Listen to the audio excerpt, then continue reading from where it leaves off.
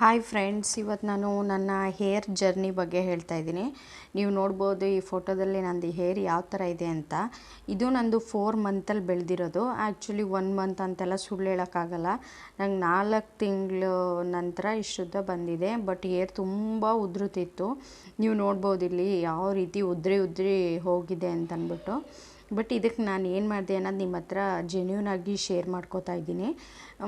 ಏನಂತ ಹೇಳಿದ್ರೆ, ಈ ಮಾಮೂಲಿ ಎಲ್ಲ ನಾನು ಯೂಟ್ಯೂಬಲ್ಲಿ ನೋಡೇ ಮಾಡಿದ್ದು. ಯೂಟ್ಯೂಬಲ್ಲಿ ಇದು ಮಾಮೂಲಿ ಮನೆಯಲ್ಲೇ ಹೇಗೆ ಎಣ್ಣೆ ಮಾಡ್ಕೊಳ್ಳೋದು ಅಂತ ದಾಸವಾಳದೆಲೆ ಮತ್ತು ನೆಲ್ಲಿಕಾಯಿ, ಮೆಂತ್ಯೆ ಅದನ್ನೆಲ್ಲ ಹಾಕಿಬಿಟ್ಟು ಎಣ್ಣೆ ಮಾಡ್ಕೊಳ್ಳೋದು ಹೇಗೆ ಅನ್ನೋದು ತೋರಿಸಿದ್ರಲ್ಲ, ಅದನ್ನೇ ನಾನು ಮಾಡಿದ್ದು.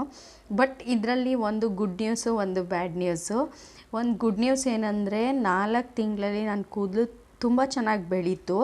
ಬಟ್ ಕೂದಲು ಉದ್ರೋದು ಮಾತ್ರ ಕಡಿಮೆ ಆಗಿಲ್ಲ. ಅದೊಂದು ಹೇಳಬೇಕು.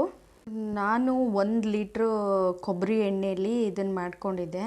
ಈ ಥರ ನಂದು ಇನ್ನೊಂದು ಬಾಟಲ್ ಇದೆ. ಬಟ್ ಇದು ಅದೇ ಡ್ರಿಂಕ್ಸ್ ಬಾಟಲ್ನ ನಾನು ಚೆನ್ನಾಗಿ ವಾಶ್ ಮಾಡಿ ಅದಕ್ಕೆ ಎಣ್ಣೆನ ಸ್ಟೋರ್ ಮಾಡ್ಕೊಂಡಿದ್ದೀನಿ.